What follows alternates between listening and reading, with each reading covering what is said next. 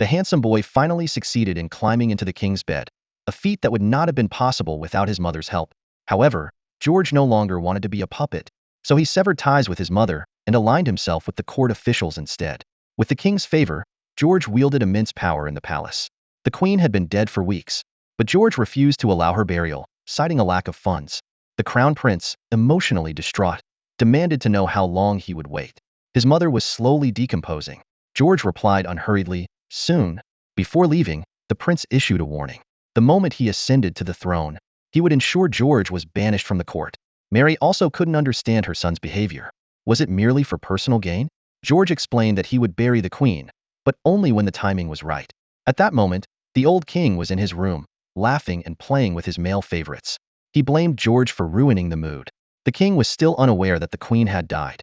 George told him that the queen was dead and rotting, but they couldn't afford a state funeral. This would subject them to the people's ridicule and scorn. But the king didn't seem to care. Seeing this, George sought out the crown prince.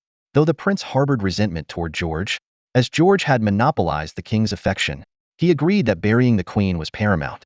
Together, they carried the queen's coffin into the king's bedroom. The sight moved the king. As he reflected on the decades they had shared through thick and thin, he lay motionless beside the queen. Soon after, the king convened a council meeting, increased taxes on the people for the royal family's use. This was, of course, George's idea. Finally, the queen received a proper burial, while George took the opportunity to amass great wealth. He now owned countless estates and assets.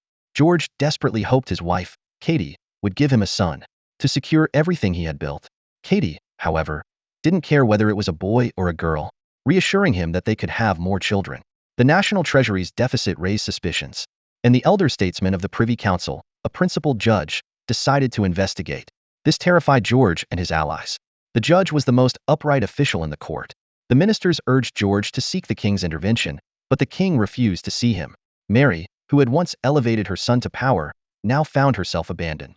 The judge soon led a raid on George's luxurious residence.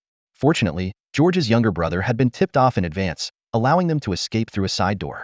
From the upper floor, Katie watched everything unfold. Determined to buy time for her husband, she invited the judge upstairs for a private conversation. Meanwhile, George and his brother made their escape. Pregnant, Katie brought the judge into the bedroom. She removed a precious necklace and placed it in his hand, even attempting to seduce him. But the judge remained steadfast, resisting all her advances. Nonetheless, the time she bought was enough for George and his brother.